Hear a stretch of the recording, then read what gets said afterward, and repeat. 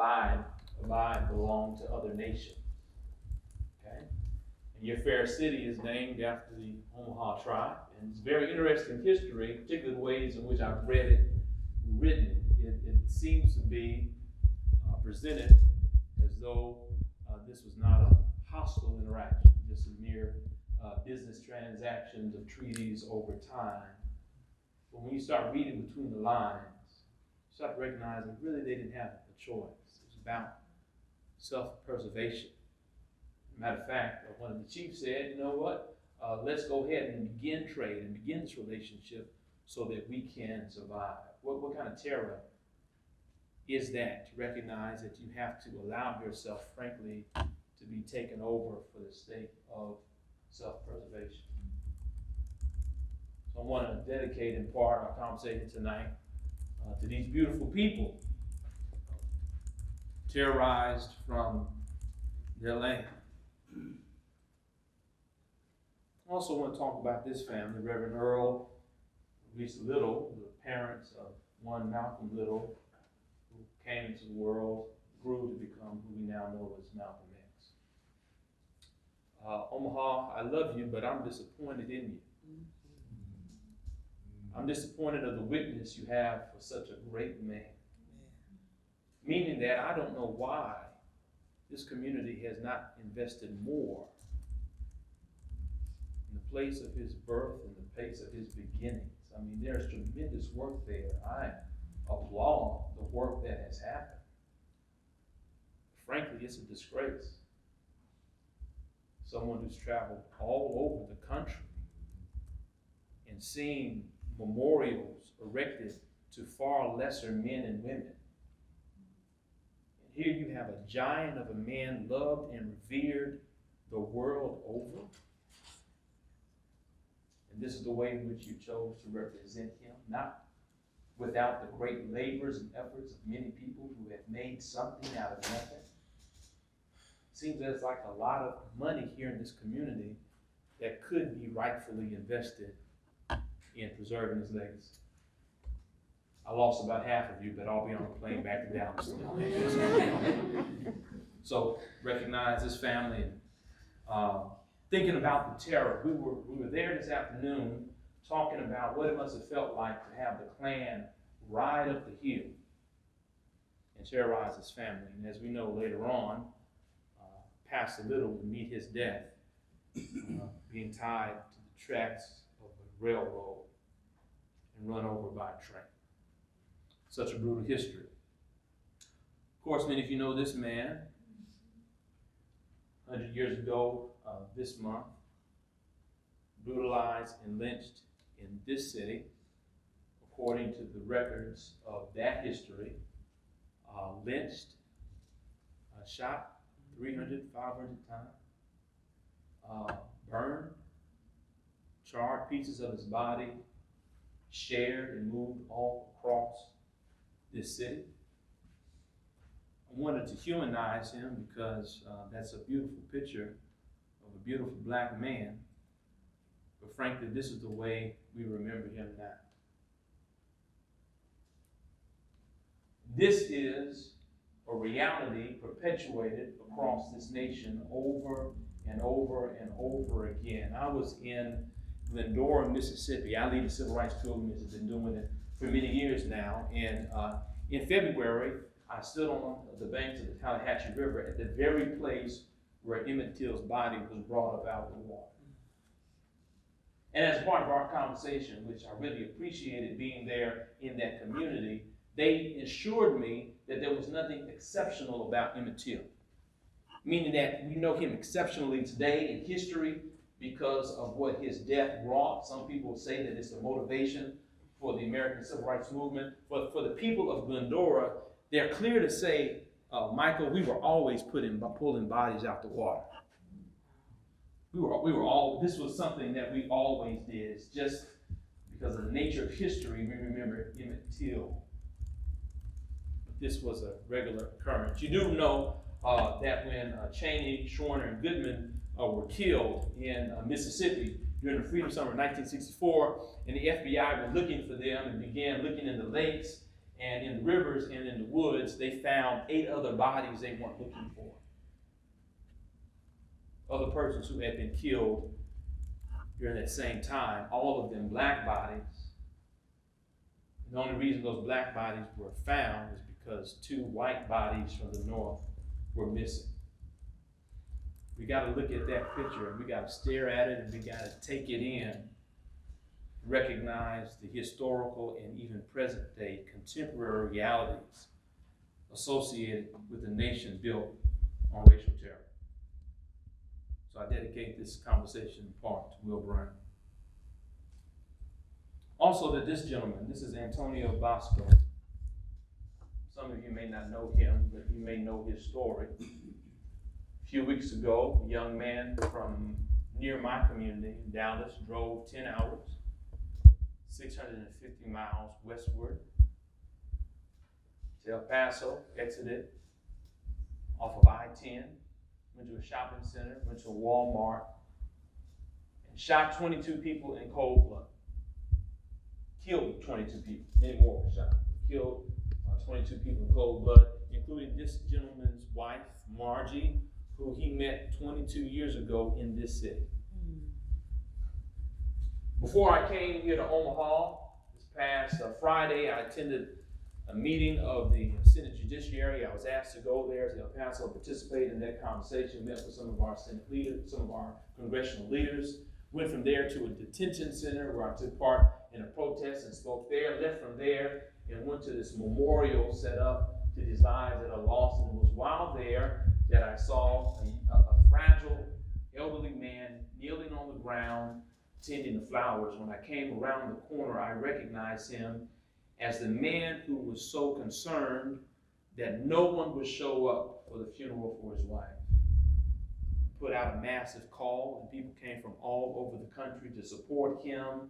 But now that the news cycle has moved on, he still feels the pain of her loss. And it was there at that memorial in 100-degree weather that he buried his head in my chest, and I held him as he cried tears about how alone he was and not knowing what to do. And the young white man who went to West Texas to kill his wife and others did so because of the threat of the Hispanic invasion. Echoing words from the President of the United States. And so indeed, I dedicate our conversation in part, not only to Antonio, but to all who have lost loved ones to mass shootings and the scourge of gun violence in America, as well as all of the Latino brothers and sisters who now live in daily fear, in particular the children, who even though many of them are American-born, run also when they see ICE. For fear of being apprehended and separated forever from their families. We are living during a time where children are in cages, where the United States of America has said very clearly, we cannot guarantee that every child taken from every parent will actually see their parent again. These are the times in which we live.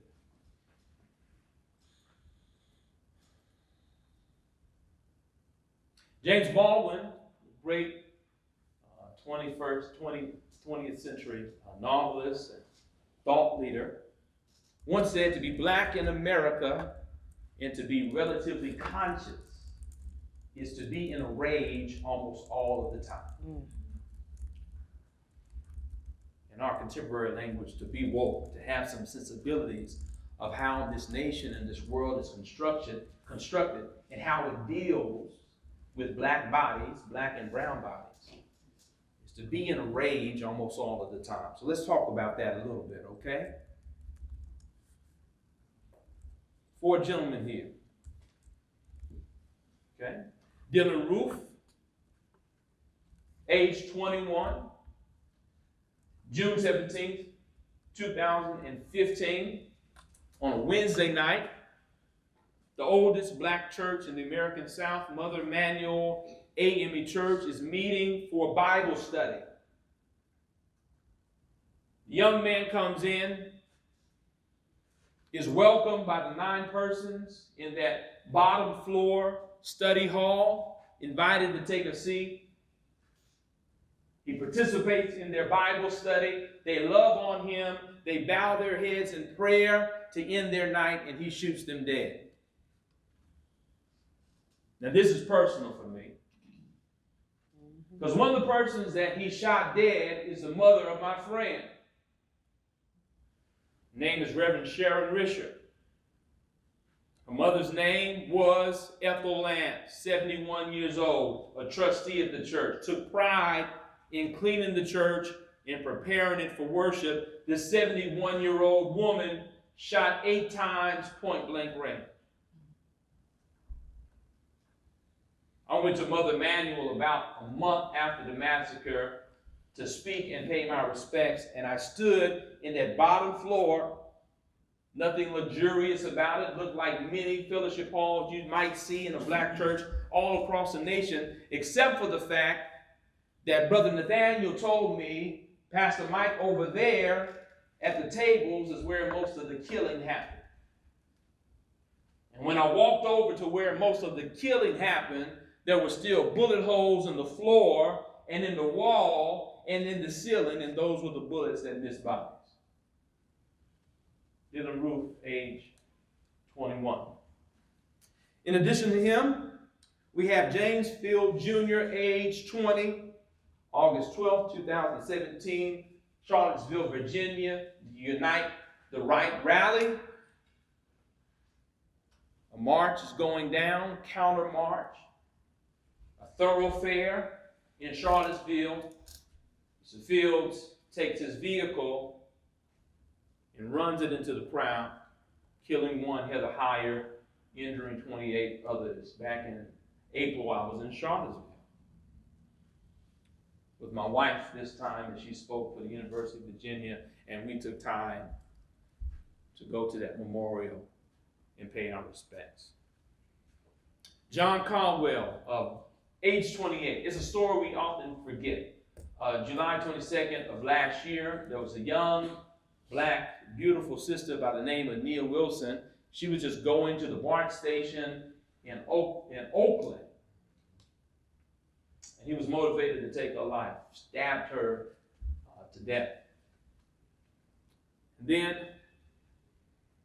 one Patrick Cruises, age 21, the person who went to El Paso to kill 22 people. Why is this important? Well, I'm glad you asked. Interestingly enough, America still seems to think that the greatest threat to our security are Islamic jihadists.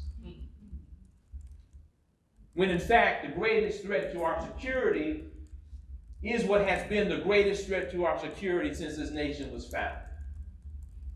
It has, and still is, white supremacy.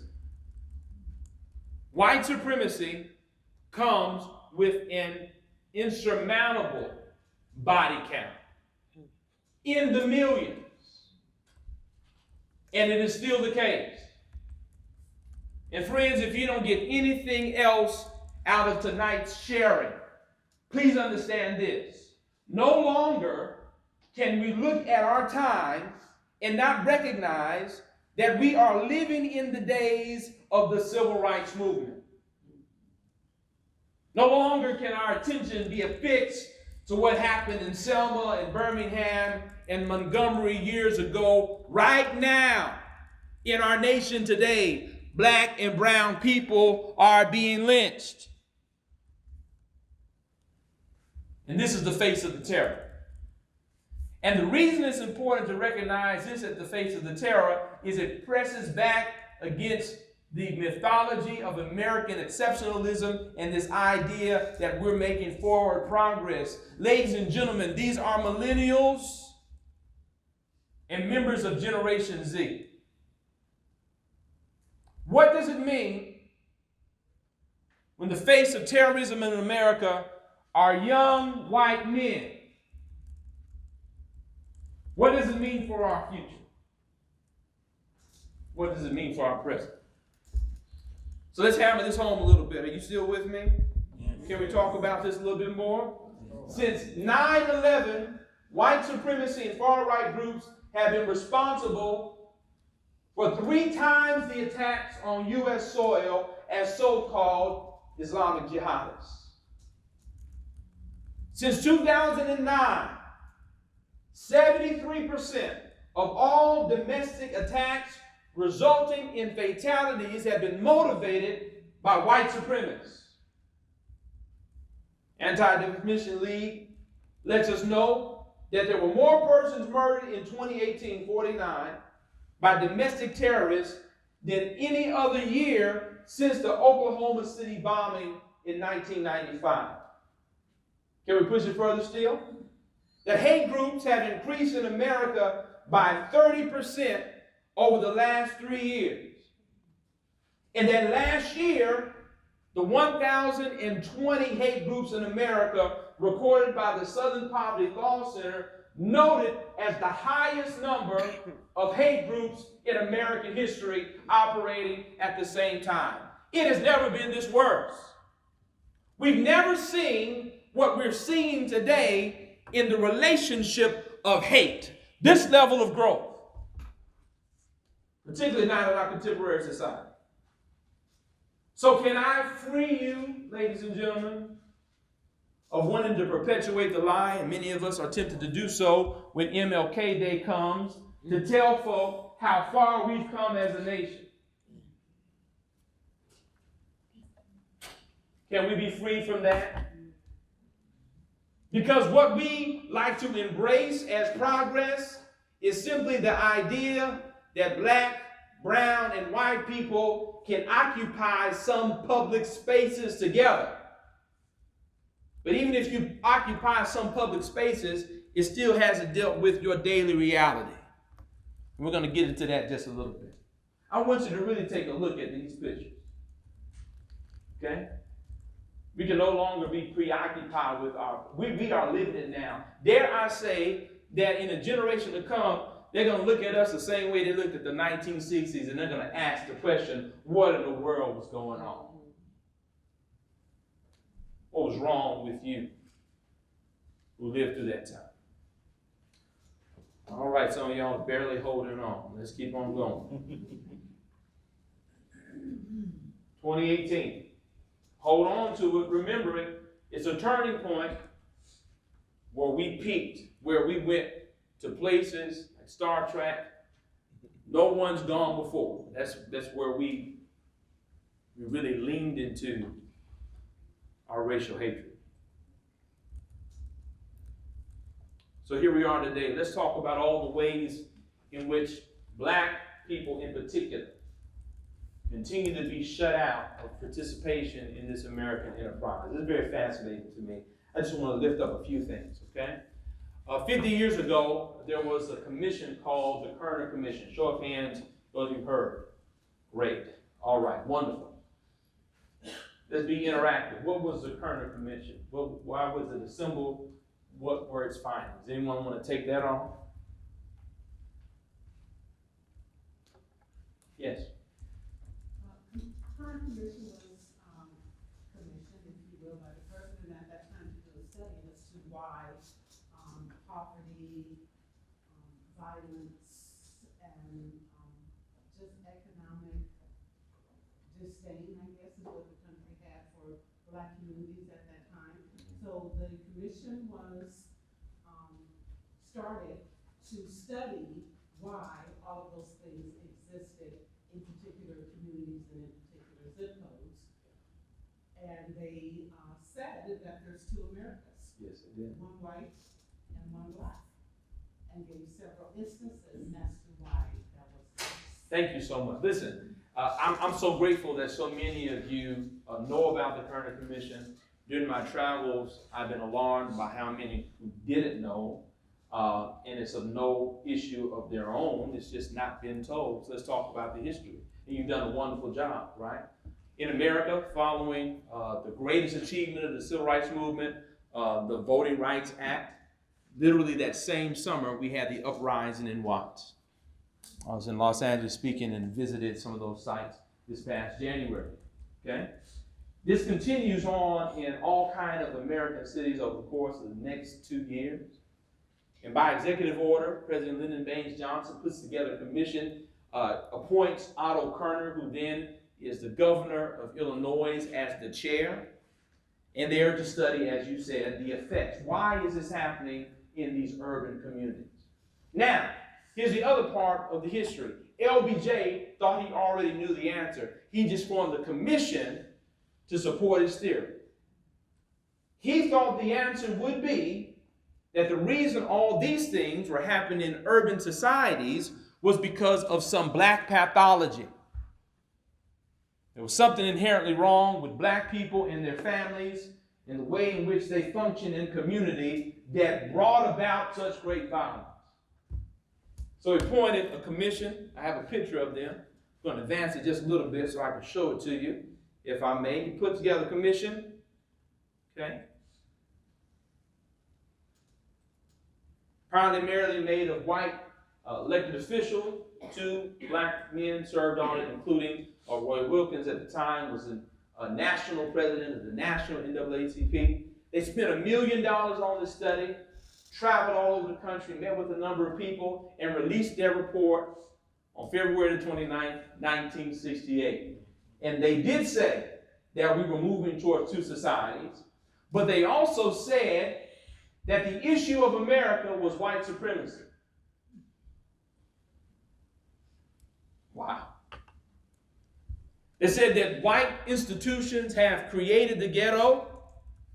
White institutions maintain the ghetto.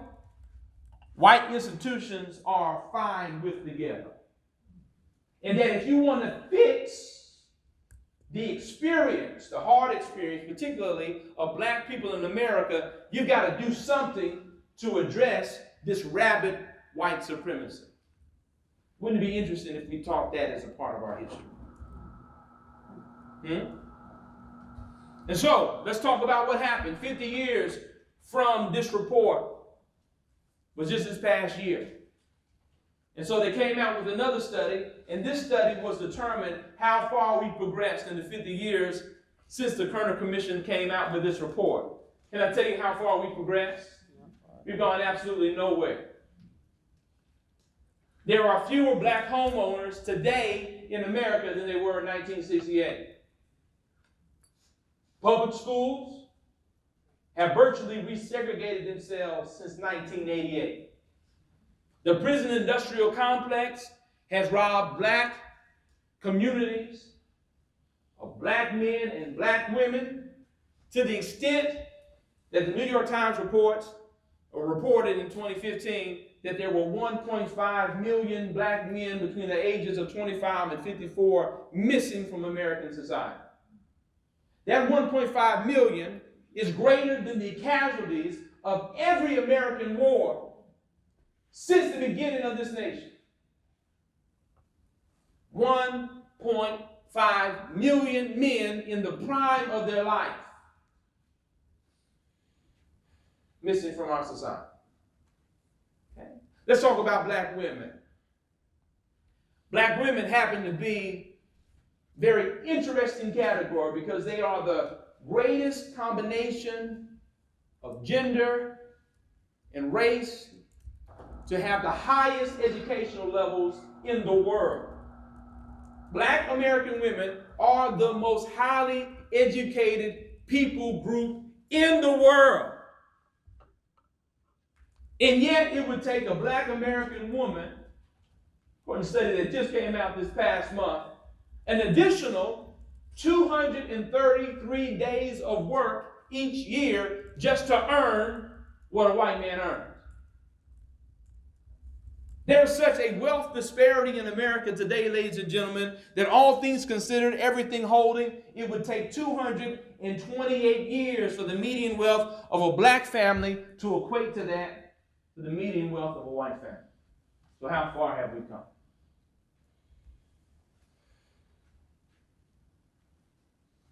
I better hurry up and get to the hope.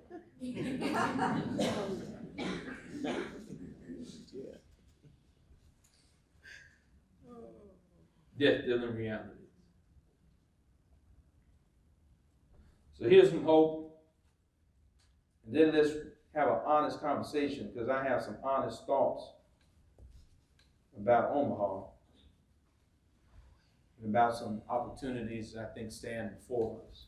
This picture was taken on July the 7th, 2016 in Dallas, Texas. Let me give you the context. A few days before, a young man by the name of Alton Sterling was selling CDs outside of a convenience store, the Triple S Mart in Baton Rouge. I was there at the beginning of August, speaking and organizing communities in the city, and stood in the place where he was shot dead. In our city, we thought that there should be some type of response, some type of memorial, some type of visual. Communities reached out, asked me to speak, said, Mike, come out, say some words. We may get about 40, 50 people out. You know how this goes. So we think we need to bear witness for the death of Alton Sterling. But then something else happened the next day. What happened? Philando Castile. This time, kind of happened in real time, or so it saw. If you were on social media, you saw this man gasping for air. His girlfriend crying out, not knowing at the time that the child was in the back seat. And suddenly in Dallas, what was supposed to be 40, 50 people moved into the hundreds, moved into a few thousand and hundreds. I stood on the top of a small hill in the Belo Garden Park in downtown Dallas. Now, later that night, in a very painful experience, a young Black Army veteran who was not a part of our witness that night came and shot police officers in cold blood. That's how the night ended. This is how the night began. And I stood there that night from my perch and had clear view of everyone who had gathered. Can I tell you who I saw? I saw white brothers and sisters from far north Dallas, a very affluent community, standing alongside Black and brown people from South Dallas, abject poverty. I saw Muslims, Jews, and Christians here, gay and straight here. Ladies and gentlemen, I saw America.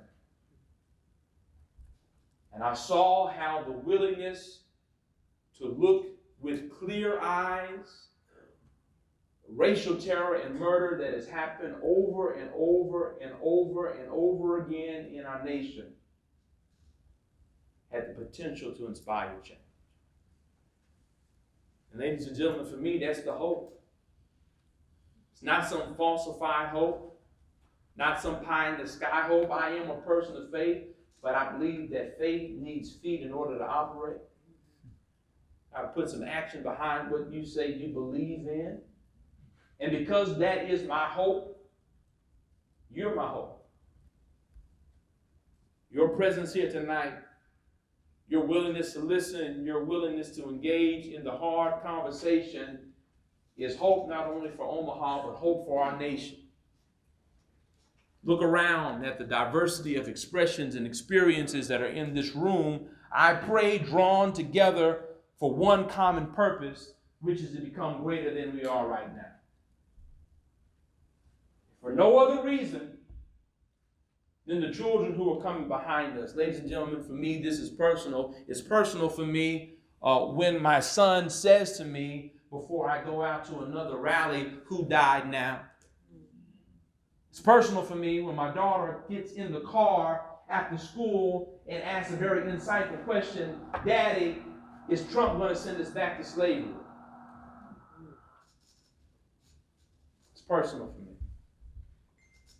And I recognize if there were communities willing to make sacrifices for me before I got here in an attempt to make things better for me once I arrived. How dare I do nothing in my time to even attempt to make life better for those who are coming behind.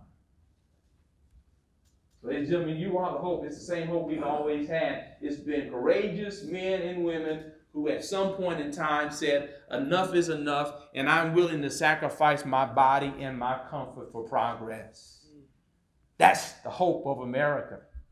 I'll march, I'll stand, I'll protest, I'll give, I'll do whatever it takes to turn the tide of these death-dealing realities. And maybe, might I suggest, that if you unify together and work together, you can make Omaha a city on a hill. Thank you very much.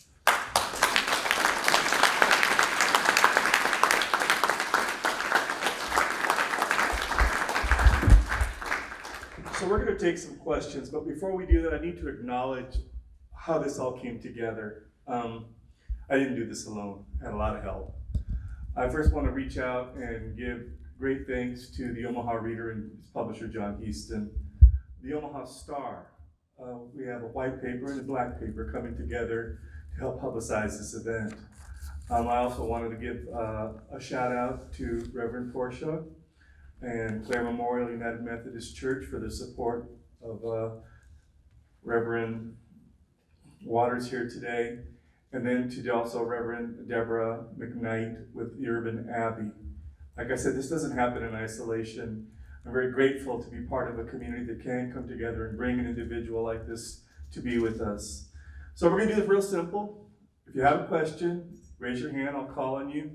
Just do us a favor just to identify who you are and ask a question. I know that we'll have opportunities for engagement afterwards. So we'll begin with this first one met here. Hi, my name is Gretchen Carroll, and I'm the Multicultural Outreach Coordinator, and thank you for being here today. I just want to thank you for acknowledging the indigenous people of this land, and this stuff just gets me so fired up. I'm biracial, and my dad was at the march in Washington, and he's no longer here with us today, but it breaks my heart to think what he's seeing, that nothing has changed. And I just hope that it changes for grandkids when they grow up, that this world is a better place. But thank you for being here. Thank you for your words, and I want to thank your father for his legacy and witness, for what he contributed to our nation. It's hard, and we do ourselves a disservice if we continue to pat ourselves on the back for work we've not completed. And that's been my motivation today, because it actually works against progress. When you start celebrating things as though you have arrived. There's some idea that the American Civil Rights Movement actually completed its work. That's far from the case. And Dr. King lived, he was on his way to D.C. to shut the nation's capital down with the Poor People's Campaign, to bring tents, imagine that, to bring tents and set up shop in Washington, D.C. and say, we're not going to go until Reconstruction happens. All right? And so, and I use hyperbole every now and then, surely the right to vote isn't achieved. Surely there are some opportunities, but to hang our hats as though that was the end is just not the case. And also, not to recognize how much rollback we're having. Voter disenfranchisement. That's happening on our watch. And when you thought it couldn't get any worse, when I thought it couldn't get any worse, children in cages with foil blankets, sleeping on concrete, and somehow we miss it. I'm sorry, I'm getting off my soapbox here, but listen, somehow we missed our government tell us we can't guarantee all these children are going to be back with their parents. That's in our lifetime. That is mind-boggling. I wrote a piece for the Dallas Morning News to commemorate this 400th anniversary of 20 West Africans arriving in the colony of Virginia. And I talked about the story that was shared to me about my wife's great aunt, about the last time her great-great-grandmother saw her mother. And she told us this at a family reunion last year, that the last time her great-great-grandmother saw her mother was sitting on a tree stump in Texas, crying bitterly as her daughter was ripped from her arm. We've been separating families for a long time. And the fact that we still are is concerning. Okay? So thank you again for your testimony. And I don't believe we can do this work without recognizing the indigenous people. Right? There's so much of all of our history is wrapped up in their treatment. Continued treatment today. Right? Question right here in front. Where do you see art playing a role in spreading the message and inspiring people to mobilize? What's your name? Dewan. Dewan, thank you so much. So the title of my book, I don't have a copy, is Stakes is High. Stakes is High is a song recorded in 1996 by a hip-hop collective called De La Soul. You may be familiar with that song. And really that's the inspiration. My doctorate in part is in the exploration and contextualization of hip-hop spirituality. It's multidisciplinary. But I see art really having a major role in helping to shape and form our work today. I wrote the foreword, I never got to that point, I wrote the foreword to Reverend Sharon's recent book. Some of you may have seen it. It's on the Today Show, it's on MSNBC, it was on CBS This Morning recently. She's going all over the country with that book, very proud of it. And as part of my foreword, I put lyrics, the lyrics of James Weldon Johnson. We have come over a way that the tears have been watered. We have come, treading our path to the blood of the slaughtered. And then I put the words of a new psalmist, a new prophet. We gonna be all right. Right? There's one issue I have possibly with this generation in our present movement is that every movement needs a soundtrack. And I don't know how well of a job we have done in creating a soundtrack for this movement, okay? And so art has always been an essential part of motivating. It touches places in the heart, gives an idea and envisioning of what the world can be. And I frankly think that hip-hop artists are the prophets of today, or they could be, when they are at their best selves. I have no problem telling you that I think hip-hop artists have far more of an essential voice in American society today than the black preacher. That's just a reality. We have a question over here. Yeah, all right. Young lady. All right, yes. My name is Genevieve. Genevieve, hello. I am a small white lady, and I'm just wondering how people who have privilege, who look like me, can use that privilege to help the movement while not stepping on the toes of people of color. Oh, wow. Thank you for that question. You know how you do it? You do it. There's no map for that. It's just something that comes out of your heart. You recognize I don't have to lead the table to be at the table. I don't have to have the idea to support it. And that really, if I have privilege, maybe the only thing I need to do is hold the door open while those who are closest to the issue go forward. There's an idea that those who are most impacted should be those who are leading, right? And I appreciate the question. I'm not dismissing it. One of the issues that we often run into is this liberal patriarchy that happens. Dr. King even contended with that, right? And white liberal patriarchy really is as damaging as white supremacy. It kind of comes from the same place, this idea that I know best, right? And it manifests in very interesting ways, even in the church. I spoke at a conference called, sorry, I'm laughing. I spoke at a conference called the Large Church Conference. I'm sure they could have come up with a better name. The Large Church Conference invited me in to come to talk about social justice. And I guess to be invited to the Large Church Conference, you had to have a membership of 2,000 or more, right? So I'm at the Large Church Conference in a room filled with people talking about possibilities, opportunities for social justice. And one lady, I'm just being honest with you, her pigmentation is giving away her feelings because she's getting redder and redder by the moment. She does not like what I'm saying at all. I know it, I feel it. And finally I turned to her, and it's time for her to give a statement, a response.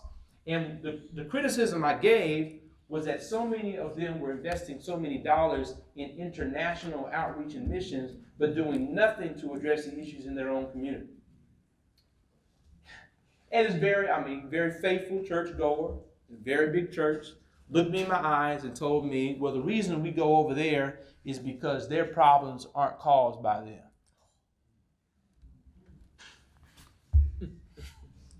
That's why we go over there. That's they need our help. But these folk around here, no, it's a lot different, right? You have a question over here, and then okay. But let me finish this because this is important. I want to move too far from this, right? Because some of the most damaging people to movement today have been well-intentioned white people who didn't know when to get out the way. So the fact that you know that you can be in the way and don't want to be, to me, is progress. And I thank you for it. Particularly, can I speak to it? Is it all right? Do it. I may have to go home after this. I'm sorry. One of the great offenders are those who control nonprofits in our community. Speak. I mean, it's hard out here, right? Who look for outcomes that actually don't help anybody, then pat themselves on the back for what they did, which didn't accomplish anything. I'm sorry. When you run for bullets like I have recently, and when you have people planning and others sending you letters, you just start, speaking your truth, right? And so that's the reality. A lot of people, frankly, should just go sit with the communities they think they want to serve and learn from them first. Yes. Maybe we can go somewhere. Thank you very much. Who's next? Wait. Want to thank you for your last statement, and also you said that you were disappointed in what we've done to memorialize Malcolm X, and how Omaha, you had some comments on Omaha. So I'm interested to know what are your comments? What do you see that could be done better? And do you know of anything, since you said it, Yeah. do you know of any nonprofits that's, do you know that Omaha has a nonprofit, white people that say, okay, I'm helping, but they're really not, they just, what and are you willing to talk to those people, or are you just here, you come in, you're gonna lecture, talk, and then move on? Yeah, fair question. So my brother's here from the center today. Yeah, Who did an excellent job. Give him a great big hand. I mean, and I told y'all to go wear my shirt, and I did. Okay, so let me first address the issue, and I wanted to qualify it when I made the statement. I want to qualify it again. My statement is for Omaha as a whole. Right, I know that. That you have a tremendous, should be favored son. Yes. One of the leading figures of the 20th century. And everything you have to represent his life has been because of indigenous sacrifice in a city of billions. That's a problem. It's an even deeper problem for me because I last year spoke at the Audubon where his life was taken.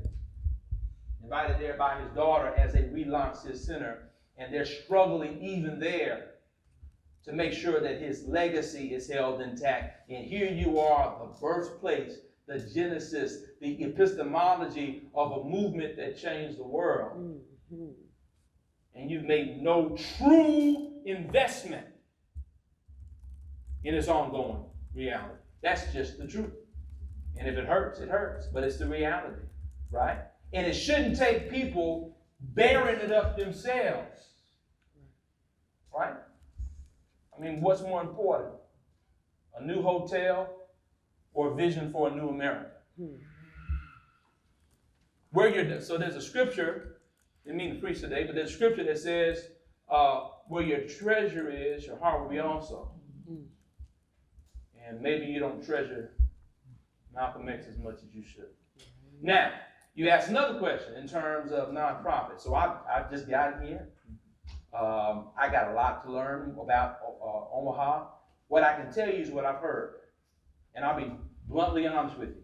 I've had several conversations with a number of people involved in a lot of work. And depending on who they are, they have a different understanding of what's happening in Omaha.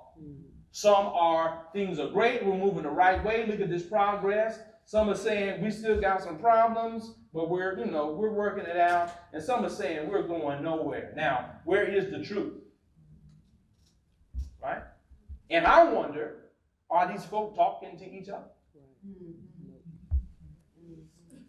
So maybe that's the beginning point. Let's get all these folk in the same room and figure out what it is about your lens that causes you to look at the same exact thing and see something totally different. Right? Now, in terms of whether I'm just stopping by, that's up to you. If you want me back, I might come back. But I'm happy to be part of what you're envisioning going forward. This gentleman over here. Yes. At my age, I don't hold things back very much anymore. I love it. And I do agree with some of your comments, quite often, most of them. And nonprofits, you're right. Nonprofits sometimes tell us what we gotta do, what we're going to do. And that's wrong. Just because they have the money, they have the time, doesn't make them right. Omaha's the center of the country, and we have a great opportunity here to not let this turn into places like Detroit, Baltimore, lots of different cities that were democratically controlled. Now, I don't want to get into politics, but the fact is that a lot of democratically controlled, long-time cities are some of the worst. Okay. Omaha's not like that. But Omaha is under attack by people with those ideas. This gentleman will help us. But you gotta have a full discussion, not just a dialogue. And I would like people to consider history. Go back to when history started. Ever since history started, there was somebody that was a servant. Somebody was a slave. Not everybody was the king or the emperor. So face reality. Some people needed to be that person in order to survive because they couldn't also be the king, etc. And I did not bring slaves to this country. And my country was not formed in 1619. My country is a republic that was formed in 1787. So don't let some of these people tell you otherwise. What is your question? And I'll just sum up with this.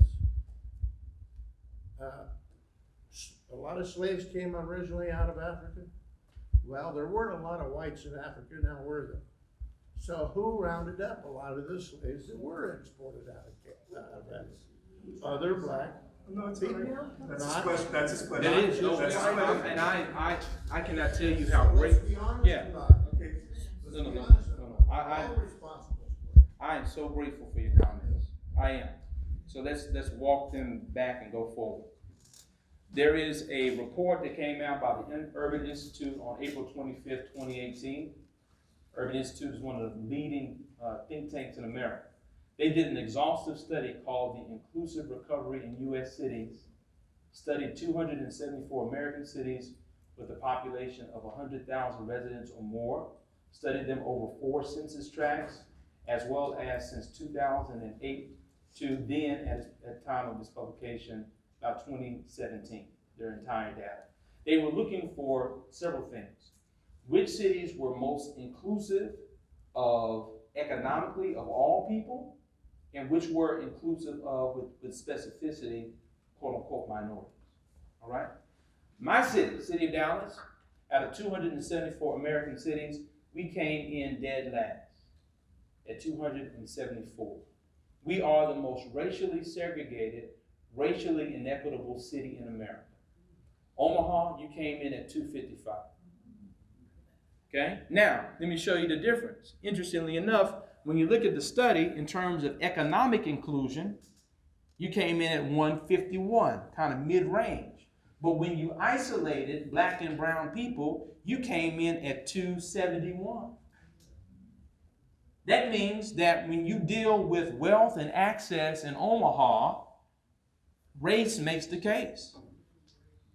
Black and brown people are being shut out in alarming numbers of participating in the economic development. That's your reality. Okay, so you got to start there. Let's keep on working. Let's keep on talking, if you will. I'm going to come to you soon, all right? Let's talk about American slavery and why it is different from any other form of slavery that has ever been seen under the sun. And I'll talk about it not from the voice of a black man, but a white man by the name of John Wesley. John Wesley happened to found the Methodist Church, and he wrote a letter to a member of Parliament by the name of William Wilberforce, and he said, in his words, that American slavery is the vilest form of slavery ever seen under the sun. Why did he say that? If you read scripture or Christian scripture, you see, or even Hebrew scripture, you see representations of slavery.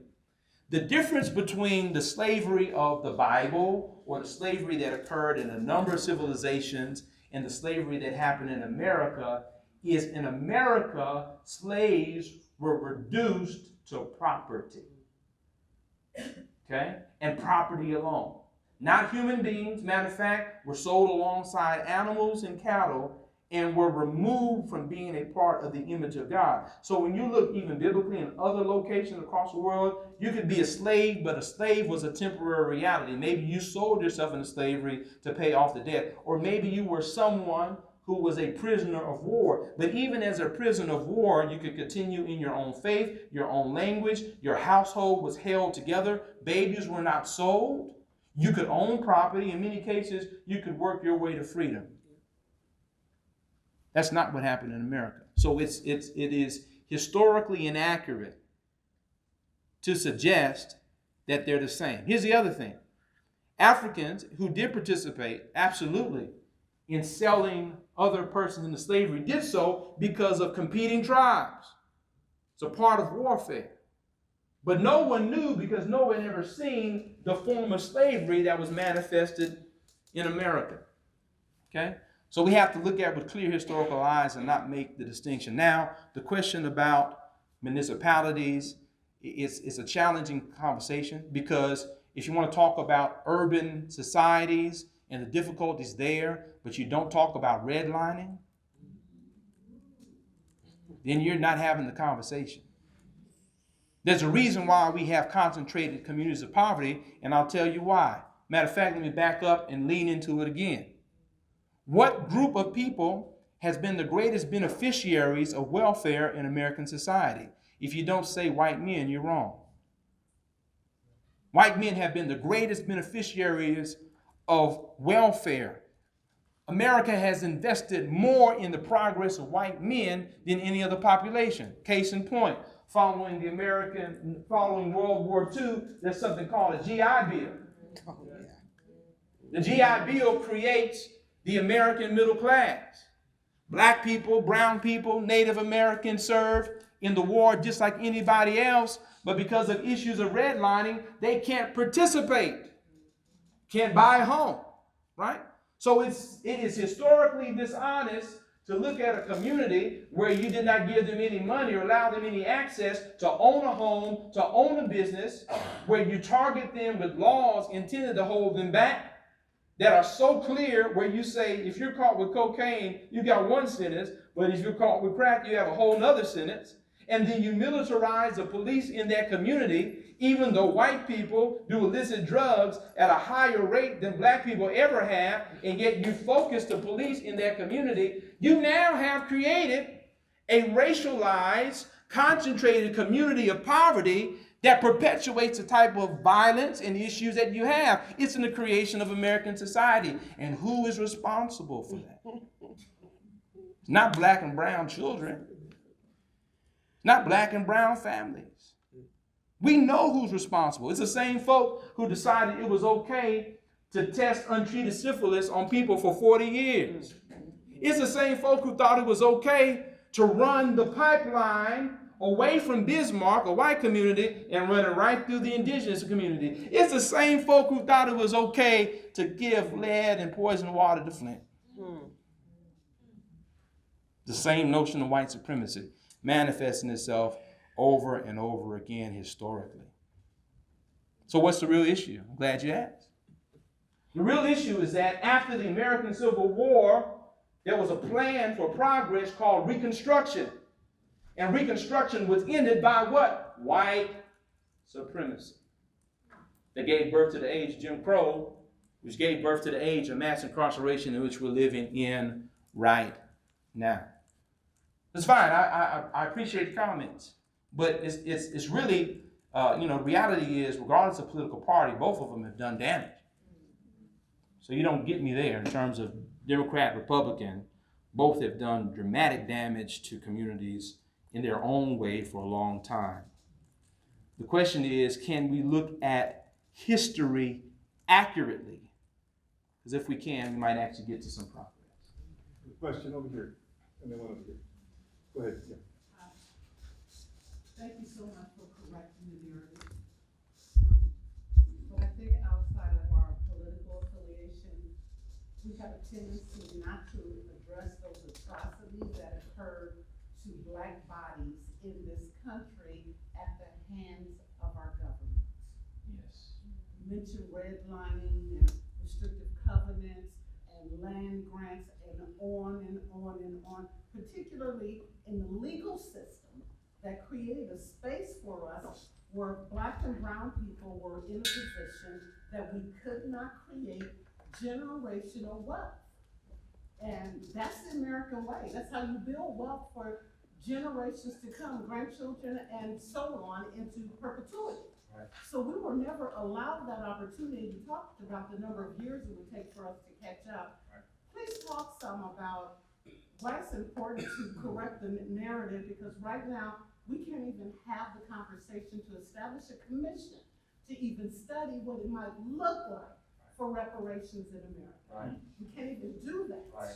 So talk some about that, please. A very important question, and thank you for it. And I wish I held the statistic in my hand. I've not studied it enough yet, but hope this is encouraging me to go back. There was a recent report by the New York Times that talked about the billions of dollars that were lost by Black farmers in land that was seized from them. Right? I was on a panel and I got checked, and I'm so grateful. Listen, if no one ever checks you, then you're probably not doing the right thing. I was on the panel. It was Dr. Tamara Lewis, PhD, and we were talking about Black businesses, and she checked me. It was hard, and I was grateful. I was thankful for the correction, because she said, Pastor, you limit your conversation of racialized terror to the terror on Black bodies, but you don't talk about the terror of Black economics. Like, what does it mean to you economically when you do arrive, somebody comes and burns your business district down? Right? So correcting the narrative is this, to start here. When 1863 happens, first day in 1863, January 1st, and President Abraham Lincoln signs the Emancipation Proclamation, in essence, he symbolically ends the most profitable industry in the world. In 1863 dollars, the American slave trade earned $4 billion. That would be something like $11 trillion today. Okay? Slave labor was the economy that built America, literally. We still benefit from those profits and that reality. Okay? If you had to quantify how much was earned through this free labor, right? It would take you forever. Now, the question is, when we ended slavery but did not properly reinvest in communities that had been enslaved, how did we help those communities go forward? And part of the question, or I hear what you're saying in terms of the narrative, is that we have not stopped the terror. Okay? There was a map that used to be up on Facebook. I see it all the time, and I want to scream every time I saw it, because it say, it had like a red line, and it's like a timeline, and it said, okay, up to here was American slavery, and then it went a little bit long and said, okay, up to here with Jim Crow. And then they had like a green line since like 1968, and we're just supposed to be skipping in the daisies. Really, honestly, sister, who you should have come back is my wife, and I do mean this. She's a far better speaker, brilliant woman, founder of the first ever alternative court for young adult incarceration in the state of Texas. She's a history maker, right? Really stopping mass incarceration where it begins. But if she was here, she'd talk about the for-profit prisons, and how that has impacted the economies of our society, right? So when we talk about, as you mentioned, the narrative, let's accept the fact that the terror didn't stop, right? We may not lynch folk from trees as much, but what happens when you're shot with your hands up in the air? I mean, same effect, right? What we're now studying, is very interesting. This is study. We're now studying the effects of modern day lynching upon black psyche, particularly young people, right? What does it mean? We have conversations all the time with our kids because, Lord have mercy, you've come up and every other day there's a black body online. Michael Brown just lying in the street, right? Bolton John shot in his own living room watching football. And we're pretty clear that it's a pretty good chance the officer who shot him is going to walk scot-free. Right? Like, Will Brown is happening now. It's a continuation of the narrative. Okay? So that's the correction for me, is that we haven't stopped the terror. 3 black churches burned down in Louisiana just this year. One of our AME churches in Texas burned down. It's happening right now. We got to open our eyes to see. There's a question out here with the red shirt. Yes. Hi, my name is Julie. I'm a Black Studies major here at Illinois, and I just wanted to address here in Omaha how you said Omaha has a ton of money, but the school systems are the most segregated. Yeah. When you go to North Omaha, you can see the distinctions from West Omaha to South Omaha to Midtown. So people have to recognize first that there's a problem and then be able to address it. So what can be done locally to prevent maybe the pipelines to prisons from Black youth, and basically just what can be done, even if you're not a politician, but you're an everyday person and this is something that you care about, what can you do to get involved? Thank you for the question. I will begin to answer it this way. Racism, racist systems, white supremacy was built with intentionality over a lot of time. In order to correct it, it's going to take the same level of energy and intentionality. All right, first, let me applaud you in your awareness of these realities. And I'm being honest. A lot of people they see it, but they don't understand it. The fact that you're already processing these realities, seeing this disparity, and asking questions is something that should be applauded. I hope you will applaud that. That's tremendous, and thank you. I'm excited for how you'll offer leadership in this space. Now, white supremacy is a system that must be interrupted at all costs. You can't compromise with it. You got to destroy it. You got to pull it up from the root, right? So when it comes to mass incarceration, you've got to create a different system. Okay? You got to challenge legislatures. You got to get new policies passed. Here's the deal, and I appreciate the witness of Dr. King. We had this conversation a little bit. The witness of Dr. King was a preacher, and surely he wanted to change folks' hearts. But Dr. King said, listen, I might change the law before your heart changes. Right. So let me get this law changed, because at least then maybe I might have some protections. All right? So one thing we've got to do, particularly in the election cycle, is everybody that can vote should vote. And we must work as hard as we can, even against disenfranchisement, so that they can vote. It's amazing how some elections may turn out in your favor if you get more people who have been impacted to vote themselves. Okay? That's one thing that can happen. Another thing that can happen is this, and this is just the honest to God truth, and this is the benefit of a community engagement center, a center like this, that is so well endowed and so wonderful, is to continue the conversation. We're not going to work it all out tonight. When I get on the plane, I'm going home. Got a birthday on Saturday. I'm going to have a good time. But listen, you're still here. You're in community together. And the opportunity to have these discussions. And guess what? Some of the discussions are going to be hard. Somebody might say something you don't necessarily agree with. Stay there. Press into it. Learn together, grow together, and maybe get some things moving on.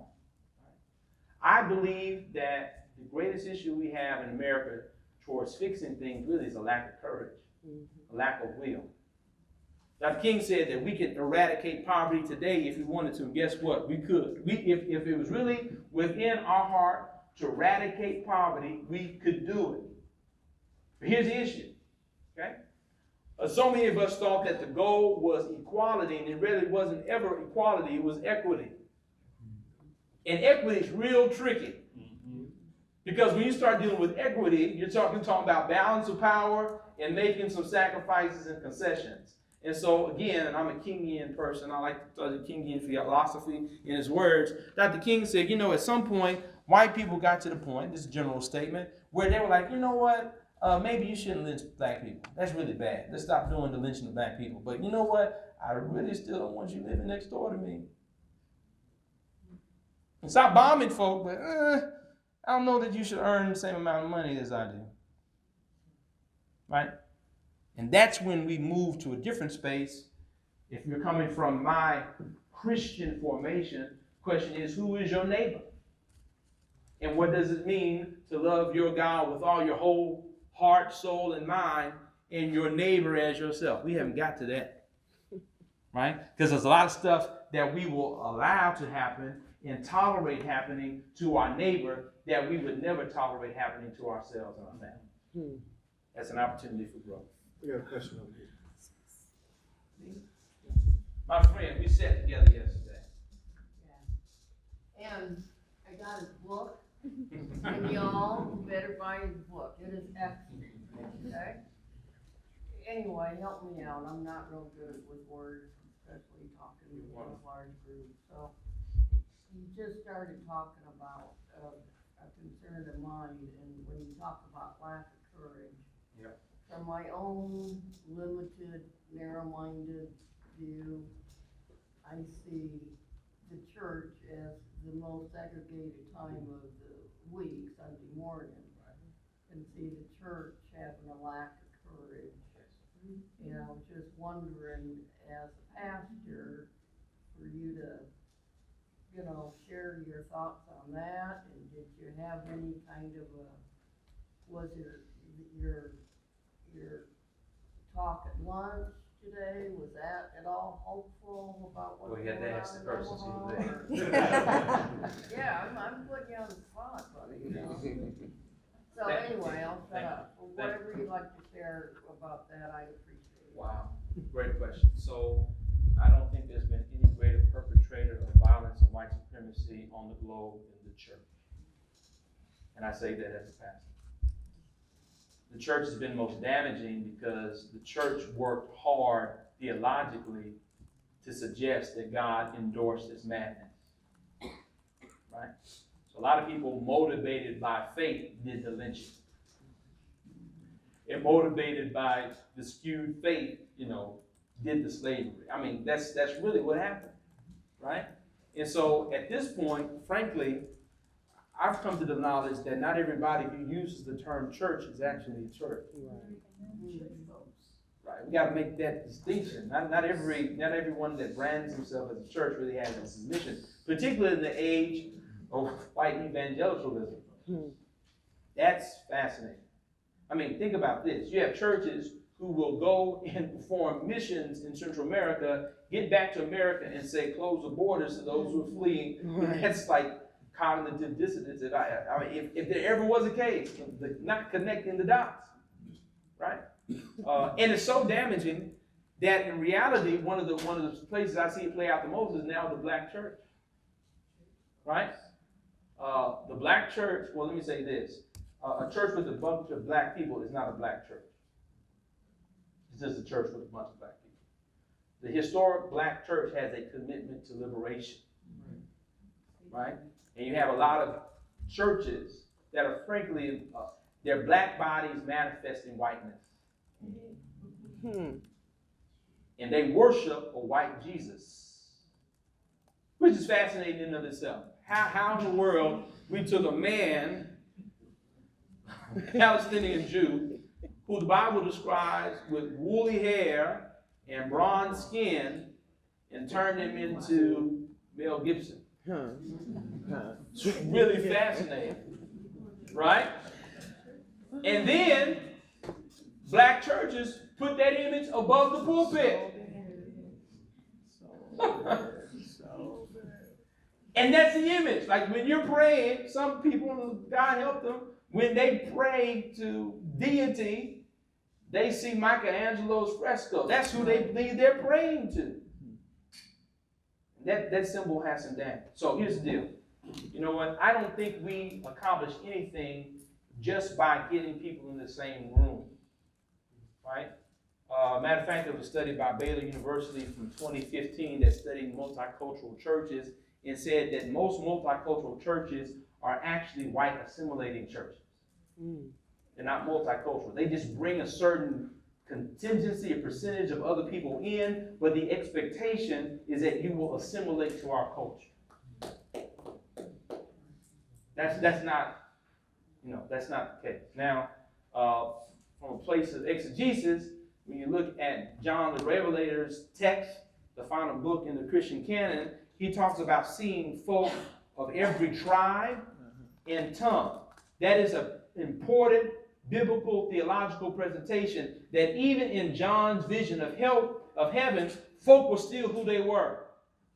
And there was a place for them. That meant that you did not have to check your blackness in heaven. If I don't have to check my blackness with Don, why do I have to check my blackness with you? That's usually the demand that are made upon us today. I appreciate the question, but I'm not of the mind. A lot of people say, why can't we just get along? I would not subjugate myself to a worship environment that did not affirm my humanity. Or who had an expectation, as they had literally, that the closer you get to this conception of whiteness, the better you are. And here's how damaging it is. And we're the only people who've ever done it. I'm talking to the black community today, right? We thought integration was the achievement. And so we actually left the stuff we had built up just so we can be around white people. And as soon as we got there, they left. And then when we went back to the institutions that we built, that we used to have, they're no longer there. Here's the unfortunate thing. We are less prepared today to stand against what's going on than we were back then. Okay? There's a pull me when you're ready. Let me know. There's a directory in Dallas. I bought it from 1946. Okay? In 1946, there were 148 black-owned grocery stores in the city of Dallas. Ask me how many there are today. How many? How many? Zero. There is not a black, there's one black-owned bookstore that is a part of an African art gallery in our nation's 9th largest city. We gave up. And guess what? We won't even, and I'm talking to black folk in the room. Everybody else, you can listen in on the conversation. We won't even spend our dollar with each other. One spend is out of our community, right? We don't even invest in each other's businesses. I'm talking generally here, but you know I'm right, unless you're a barber or a beautician. We find other places to spend our money. We're the only community that does that. Everybody else has found a way to have their economics help and support their community. There's a reason why that is historic. I'm coming to you. We got one last question over in the corner. Oh, I'm sorry. I was talking. No, it's all right. It's all right. But because psychologically, there was a mantra that was stated during the conversion experience that's been recorded in history, during the forced conversion experience of both Native Americans and African slaves. Part of the conversion mantra, profession, is that Jesus is white like my master. If that's a part of your faith formation, imagine how that impacts your spiritual and psychological framework going forward. Please. My thought is that there is a lot of dedication that we have had as African Americans to class-based politics that has still continued to leave African Americans at the bottom of the barrel. My question with that is that as we are involving ourselves in politics, I would be interested to know your opinion on whether or not it is of any level of benefit to us to acknowledge and embrace the intersectionality of particular movements. When I say that, I'm very specific in saying there has been conversations about the African American community and our support of any LGBTQ movements as being counterproductive to the progress of African Americans. And I would love to know your take on how those intersect, if at all, and if it is, in your opinion, of benefit to acknowledge and embrace that intersectionality or to keep those things separate. No, it's a great question. So I'll answer it from what I've learned from members of the LGBTQIA community. I was at a conference I'm storytelling. I was at a conference in Seattle. It was the first ever conference on race, equity, and homelessness. And the leaders of that conference were gay men, black men, as well as transgender women. Were leading the conference, okay?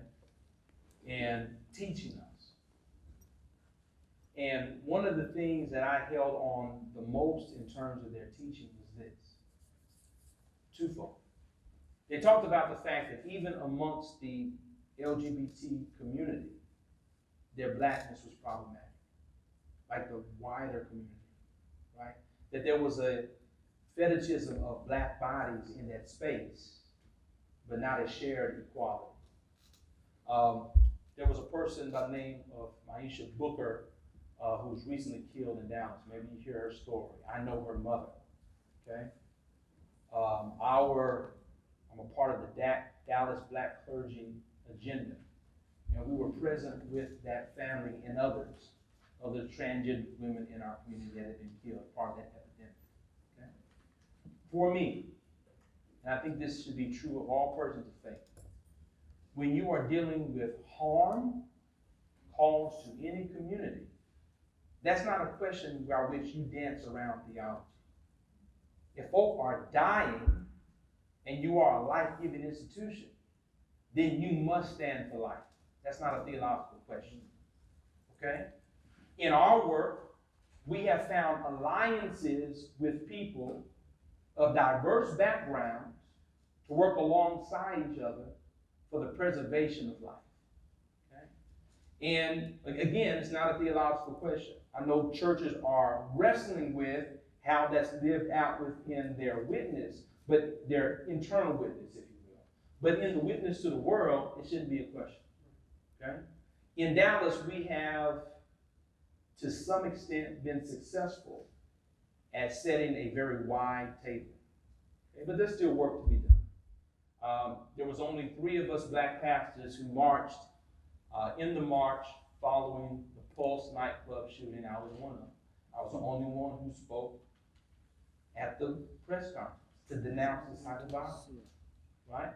I'm one of the few that spoke up when we had the violence happening against our LGBT community in Oklahoma, all right?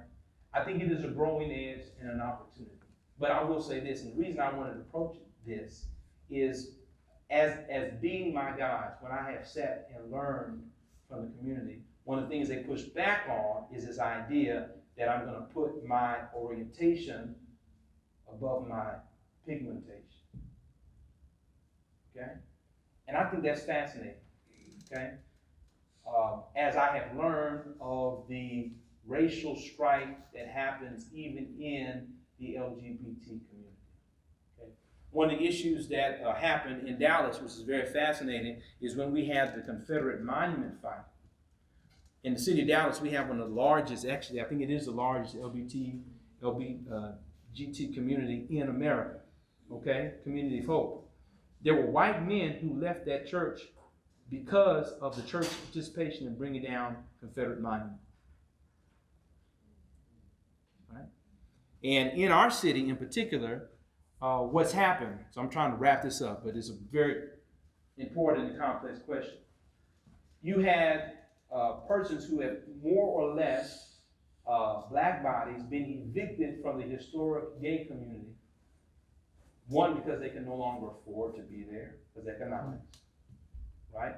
Some of them are sex workers and are going to communities where they can now have access to, right?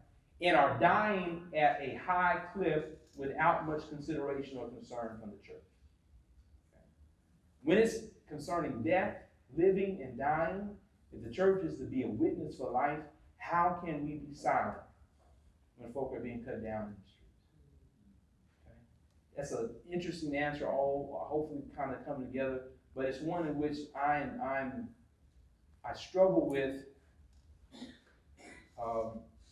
in terms of how we can remain silent. And how we fail to speak up when harm is being done within our community. Thank you for the question. Appreciate it. Thank you for your time. Ladies and gentlemen, let's give Reverend Waters a hand.